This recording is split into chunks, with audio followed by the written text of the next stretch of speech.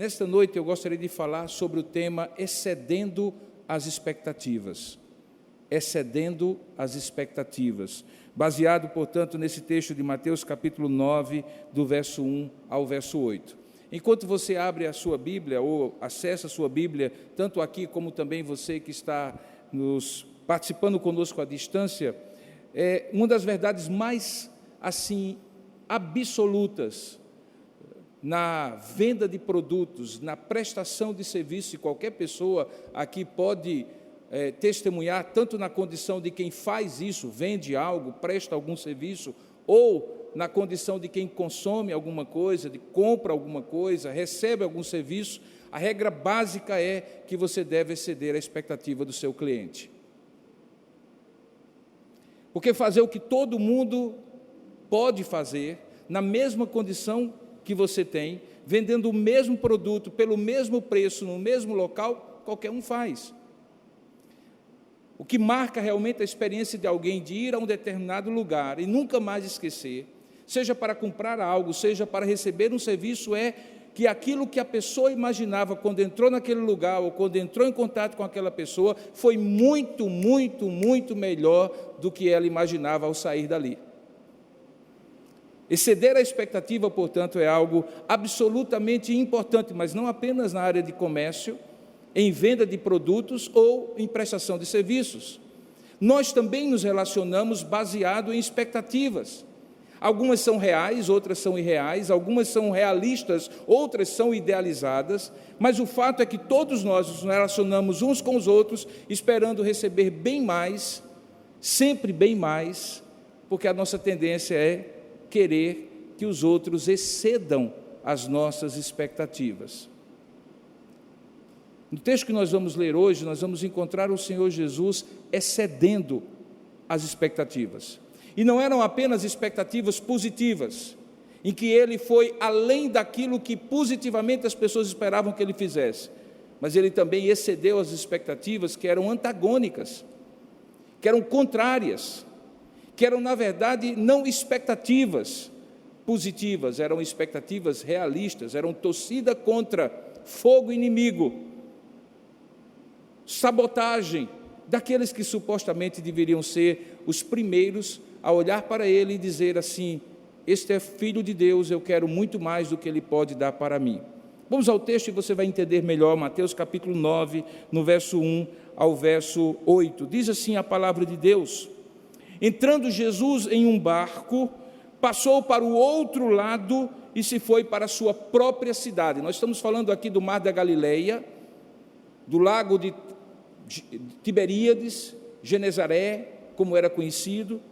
E essa própria cidade não era a cidade de Jesus, porque Jesus nascera em Belém e morava em Nazaré, que ficava a 32 quilômetros desse lugar, mas era Cafarnaum, uma espécie de cidade que Jesus sempre repousava ali, possivelmente na casa de Pedro, e dali saía para pequenas excursões, onde ele operava milagres e pregava o evangelho a toda a região da Galileia. Diz o texto que quando ele cruzou o mar e foi para a sua própria cidade, eis, verso 2, que lhe trouxeram um paralítico deitado no leito, possivelmente uma pessoa com tetraplegia.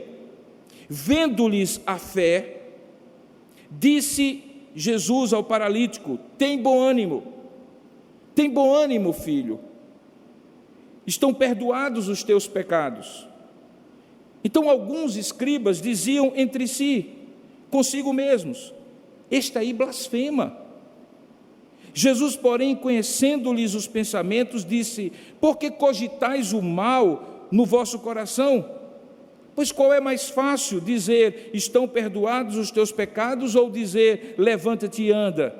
Ora, para que saibais que o Filho do Homem tem sobre a terra autoridade para perdoar pecados, disse então ao paralítico: levanta, toma o teu leito e vai para a tua casa. E levantando-se aquele homem, partiu para a sua casa, e vendo isto, as multidões, possuídas de temor e espanto, glorificavam a Deus que dera tal autoridade aos homens. Jesus havia acabado de exceder as expectativas. Vamos falar com o Pai agora e pedir que Ele também, nessa noite, exceda as expectativas que talvez você trouxe consigo no seu coração. de estar aqui, adorar e ouvir a sua voz, e Ele tem algo ainda mais excelente, algo além daquilo que você imaginou, pediu ou pensou diante de Deus? Vamos orar juntos? Curva a sua cabeça por um instante, então, feche os seus olhos, você que está aqui e você que está também em casa, e vamos pedir isso a Deus. Senhor, excede as nossas expectativas.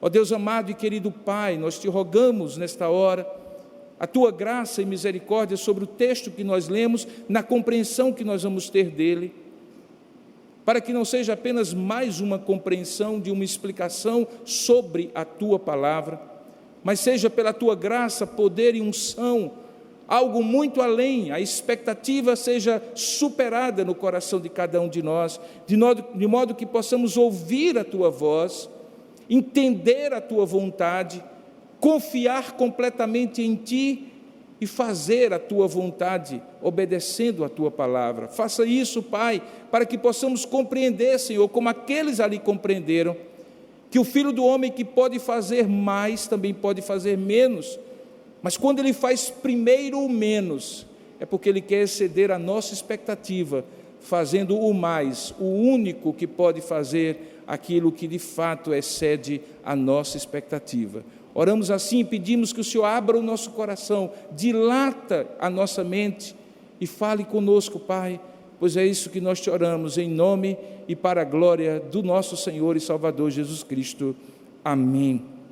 Queridos, aqui nós temos uma passagem que mais uma vez é descrita por 3 dos 4 evangelistas, Mateus, Marcos e Lucas, contam essa história.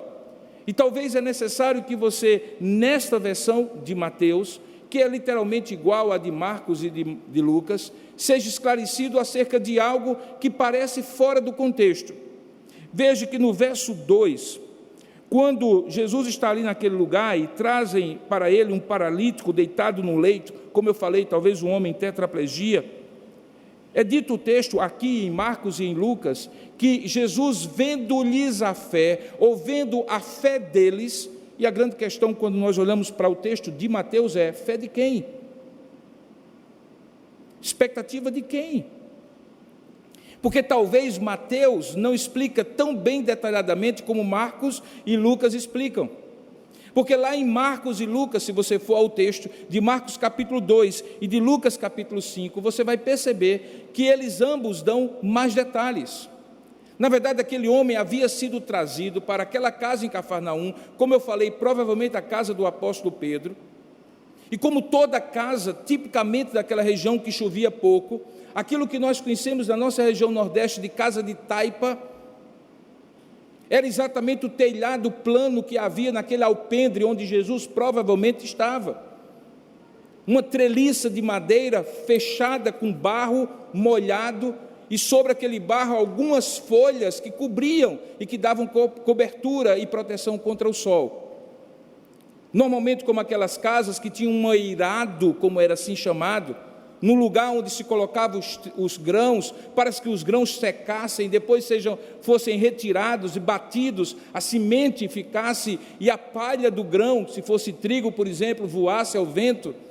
Havia uma escada externa, onde provavelmente 4 daqueles amigos, é o texto de o texto de Marcos e de Lucas que contam isso, trouxeram aquele homem no seu catre, na sua caminha ali improvisada, onde ele provavelmente se mantinha durante todo o seu tempo, já que não podia andar.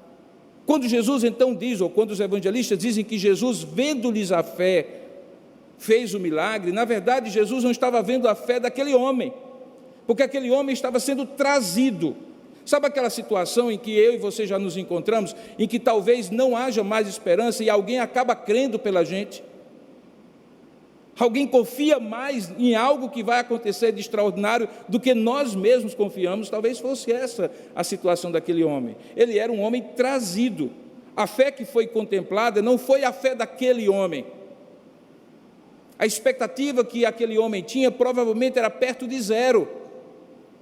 Talvez ele estivesse naquela mesma situação daquele outro homem, que por 38 anos, daquela mulher por 38 anos, que tinha gastado tudo com o seu dinheiro e já não tinha mais esperança alguma. Procurado todos os médicos, todas as curas, todas as terapias e nada tinha acontecido. E ela vazava sangue pelo corpo durante todo aquele tempo. A expectativa dela era que talvez, se tocasse na orla das vestes de Jesus, um milagre acontecesse. Mas era uma expectativa muito pequena diante de 38 anos de decepção, de frustração, de derrota.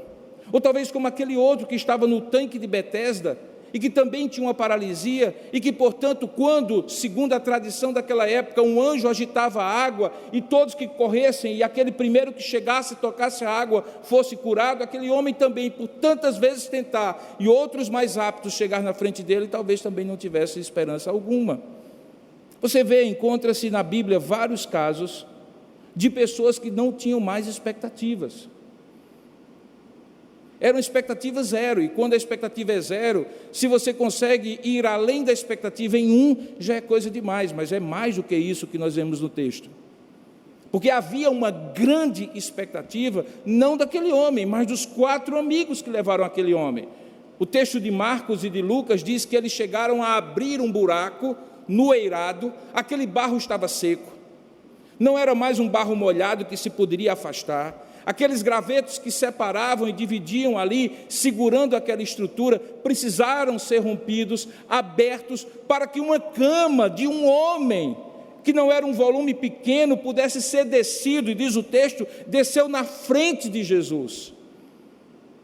Você há de convir comigo que não é algo muito comum, mesmo no ministério de Jesus, que alguém chegue a esse nível de expectativa, de superar todos os obstáculos físicos, de logística, até mesmo de cooperação dos demais, porque o texto diz que havia uma grande aglomeração, e possivelmente, por mais incrível que possa parecer, eles entenderam que era mais fácil ir por cima daquele eirado do que pedir para afastar, tal era a aglomeração de pessoas que estavam ali. A expectativa em forma de fé, que Jesus diz que contempla, os evangelistas dizem que Jesus vê, e por causa disso opera o seu milagre, não é a expectativa nem a fé daquele homem, nem daquela multidão que estava ali, quase que impedindo alguém de se aproximar de Jesus. Era a expectativa de 4 amigos que estavam ali para levar aquele homem. E que amigos, né? A fé deles era tão firme, tão sonora, tão grande, que Jesus olha para eles e diz o texto que, tendo Jesus visto a fé, se volta para o paralítico diante dos seus olhos e diz: tenha bom ânimo, filho, estão perdoados os teus pecados. Mas espera aí, qual era a expectativa deles? O que eles esperavam? Em nenhum momento antes, nem no texto de Mateus, nem de Marcos, nem de Lucas, é dito que aqueles homens esperavam que aquele homem tivesse os seus pecados perdoados. Eles queriam apenas um benefício imediato dele sair da sua tetraplegia e voltar a andar. Era a expectativa deles, veja, do homem zero, deles alguma coisa. E Jesus excede o zero daquele homem, alguma coisa de expectativa daqueles 4 amigos, e vai para o que era absolutamente inesperado. Jesus perdoa os pecados daquele homem. Você há de convir comigo que nós estamos diante de 2 coisas que talvez sejam para aquele homem, uma visível e outra invisível, os 2 grandes obstáculos da sua vida. Alguém que não tivesse possibilidade de locomover-se, numa sociedade daquela época, hoje já é difícil, naquela época era praticamente impossível que ele pudesse produzir o seu próprio alimento, o seu próprio sustento. Era praticamente impossível que ele pudesse frequentar regularmente os encontros da comunidade, sejam eles encontros religiosos ou não. Era praticamente impossível. A história conta que muitos desses homens que não tinham possibilidade de se locomover, ou que eram cegos, ou que tinham lepra, eram não apenas pessoas que tinham a sua vida física, biológica atingida pela doença ou por alguma coisa, como também a sua vida social e religiosa. Havia uma necessidade, portanto, imediata, que parecia ser grande para aquele homem, talvez a maior de todas as expectativas, não apenas dele, embora a essa altura bastante arrefecida, talvez pelo tempo todo inerte, imóvel naquele catre, mas também dos seus amigos, esses sim, corajosos o suficientes para dar um último tiro, uma última oportunidade e levar aquele homem diante de Jesus. Essa era a necessidade imediata, a expectativa imediata. Era o que a vida que ele vivia até então e que iria talvez viver por alguns anos carecia de imediato. Mas é Jesus que olha para o ser humano, como olhou para aquele homem, como olha para mim, como olha para você, e transcende, vai além, supera, e não apenas vê as necessidades de ordem imediata, que existem, são reais, o pão nosso de cada dia, o sustento, o emprego, a saúde, e todas as outras coisas que nos fazem viver com o mínimo de condição de sobrevivência aqui na terra, mas ele vai além, e ao olhar ele vai para a direção daquilo que não é visto por olho nenhum, mas é visto por ele. E nessa visão que só ele tem, ele supera as expectativas. Ele olha para aquele homem e, sem dúvida alguma, oferece aquilo que só ele poderia oferecer. Ele oferece perdão de pecados. Isso é absolutamente extraordinário. Tão extraordinário que diz o texto que alguns escribas e muitos fariseus começaram a pensar e conversar entre si, dizendo assim: peraí, alguma coisa está errada aqui. Quem é este homem para perdoar os pecados? Ora, eles sabiam que perdoar pecados é prerrogativa exclusiva de quem é Deus. Portanto, ao dizer Jesus: perdoados estão os teus pecados, filho, tem bom ânimo, os teus pecados são perdoados, Jesus estava dizendo tacitamente: eu sou Deus, porque eu faço agora aquilo que só Deus pode fazer, perdoar os pecados. E tanto isso era verdade, que qual foi a conclusão e a acusação que imediatamente eles começaram a pensar entre si? Blasfemou. Veja, ele blasfemou. Ele está dizendo que é Deus, ele está se colocando na condição de Deus, ele está chamando para si uma autoridade, uma prerrogativa que são divinas. Ele não pode fazer isso, ele está cometendo uma blasfêmia contra Deus. Seria a conclusão natural, e aqui nós encontramos a terceira expectativa que Jesus enfrenta e supera. Havia a expectativa zero daquele homem, havia a expectativa muito grande daqueles que estavam ali carregando aquele homem diante de Jesus, mas aqueles religiosos, de quem se esperaria uma expectativa de que para Deus nada é impossível, havia exatamente o contrário. Eles restringiam, porque só a Deus era permitido fazer isso, não perceber que na verdade eles estavam diante de Deus. Você percebe como expectativas diferentes, em níveis diferentes, nunca, preste atenção, nunca vão atingir aquilo que Deus pode fazer.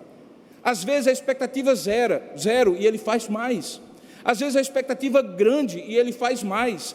Às vezes a expectativa contra, e aí é que Ele faz mais. Diz o texto que quando Jesus, verso 4, conhecendo-lhes os pensamentos, discernindo e percebendo quem eles eram e o que eles estavam pensando, veja qual é a pergunta que Jesus faz a esses homens: por que cogitais o mal no vosso coração? E aí ele faz a pergunta lógica: qual é mais fácil? O menos ou o mais? Porque um princípio básico é que quem faz mais e pode fazer mais também pode fazer menos. Eu estou dizendo que eu posso perdoar esse homem dos pecados, mas para que fique claro que o Filho do Homem tem autoridade para fazer isso, agora eu vou fazer o menos. Filho, levanta, toma o teu leito e anda. Jesus faz o mais e o menos.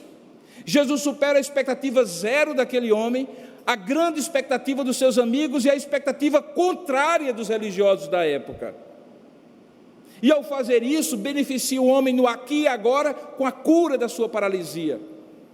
E beneficia o homem de modo eterno, com o perdão dos seus pecados. Ora, qual é a reação de todos que estão ali?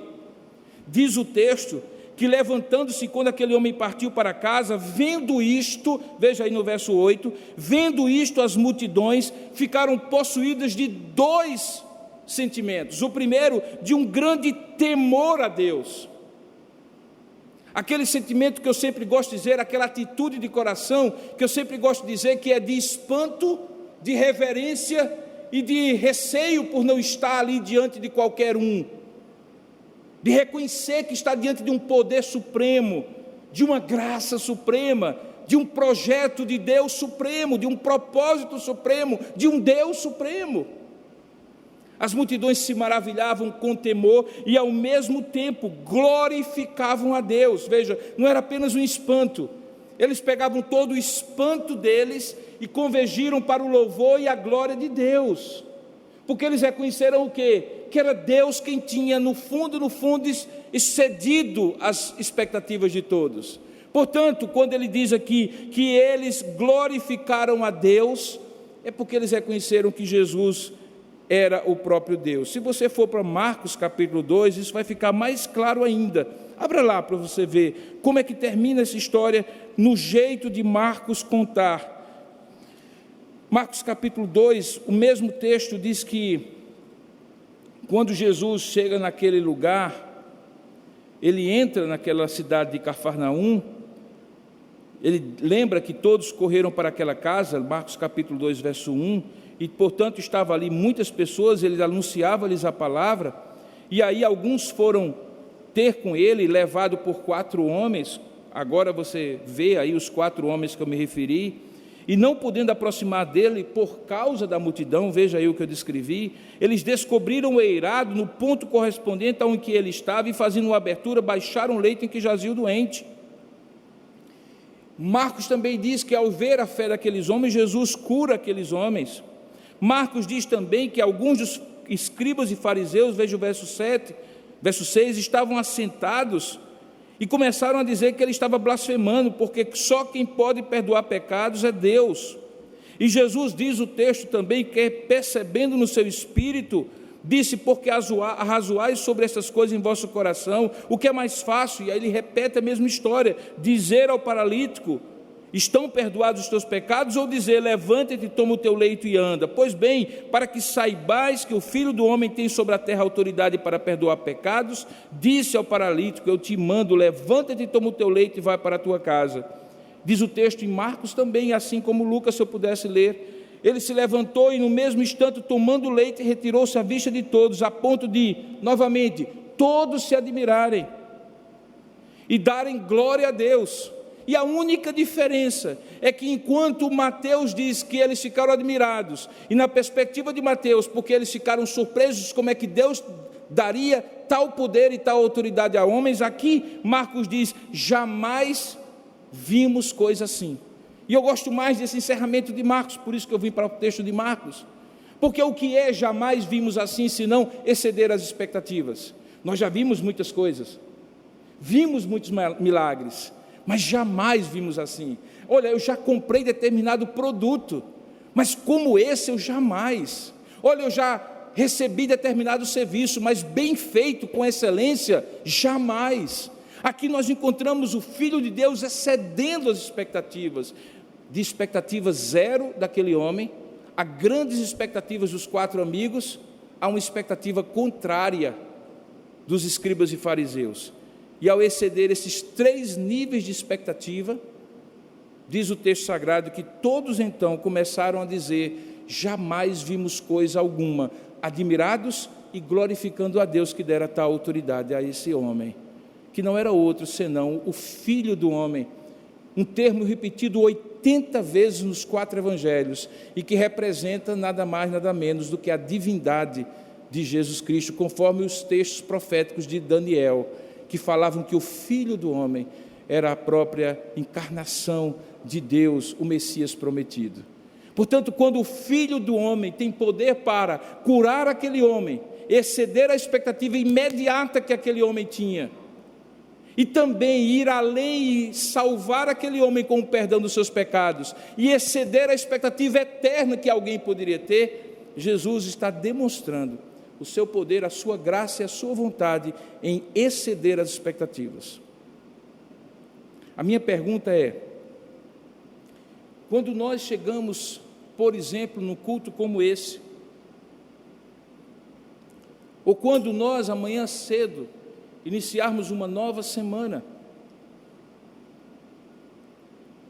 e antes de sairmos de casa, fizermos aquela famosa oração que fazemos quando dizemos: Senhor, entrego a Ti o meu dia, a minha semana.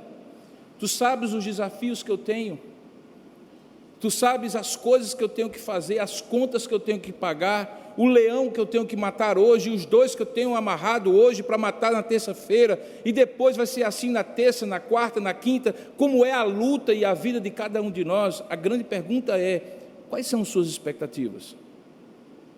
0, grandes, ou até mesmo a famosa expectativa contrária, que também atende pelo nome de incredulidade? Porque o que é a expectativa contrária, senão incredulidade? Qual é a sua expectativa? Pequena, 0, grande, ou nenhuma, contrária até mesmo a um coração de um crente que, apesar disso, não crê que Jesus pode exceder as suas expectativas? Amanhã pela manhã,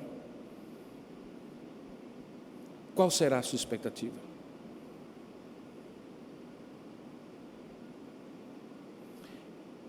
Alguns dos milagres de Jesus, queridos irmãos, foram feitos sem a presença nenhuma da fé de ninguém, nem de quem precisava, nem de quem estava levando aquele que precisava diante de Deus. Ele fez porque quis. Mas grande parte dos milagres da Bíblia, especialmente dos evangelhos, passam pelo exercício da confiança em Deus. É nesse sentido que Jesus disse: seja feito conforme a tua fé. É nesse sentido que alguém disse assim: sim, Senhor, eu creio, mas ajuda-me na minha falta de fé. Porque fé não é outra coisa senão confiar que este Deus é capaz de exceder expectativas. Na linguagem do apóstolo Paulo, de me dar infinitamente além de tudo aquilo que eu posso pedir ou pensar, de ir além, de exceder.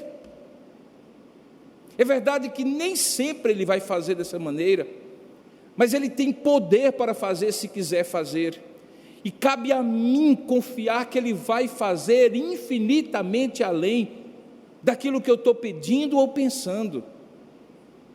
Aqueles homens voltaram com uma cama vazia.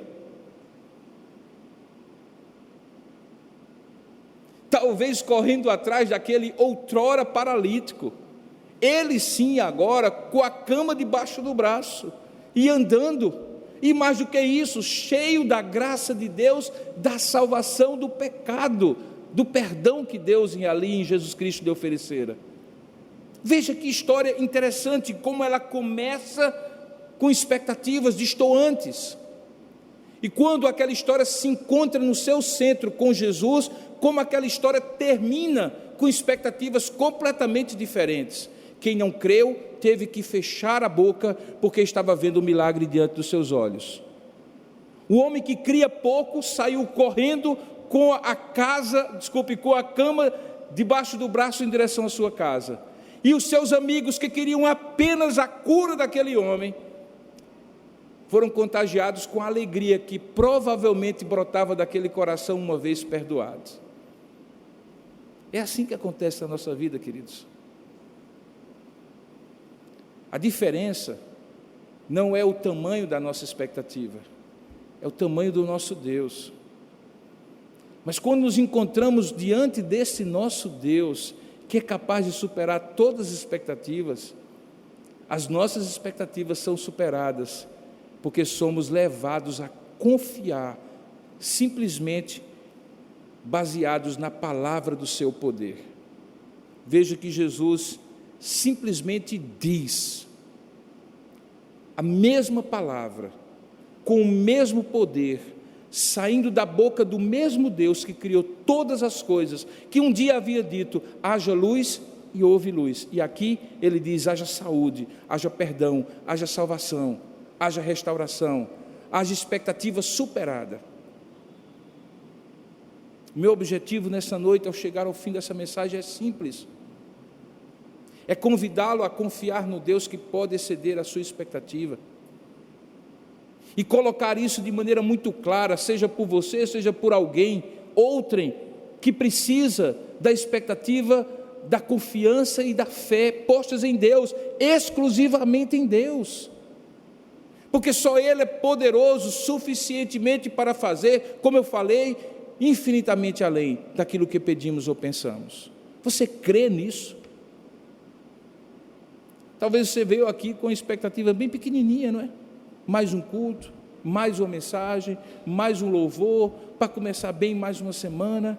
Mas aqueles grandes desafios que você traz consigo já há algumas semanas, há alguns meses, há alguns anos, você vai que encostando e se conformando com eles. É possível sim que alguns deles sejam meios de Deus provar a sua fé, no sentido de dar-lhe paciência e graça para suportar, como fez com o apóstolo Paulo, quando por 3 vezes ele pediu: Senhor, tira de mim este espinho na carne.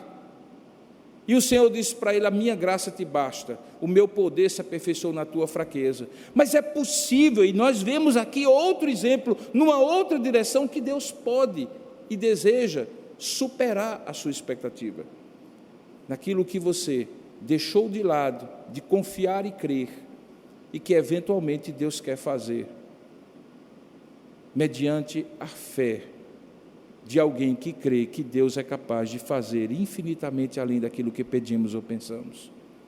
Eu gostaria de lhe convidar a ir lá no fundo do seu baú de reminiscências, de orações feitas há algum tempo, de expectativas enterradas, de sonhos desistidos, e colocá-los agora de volta para o Senhor.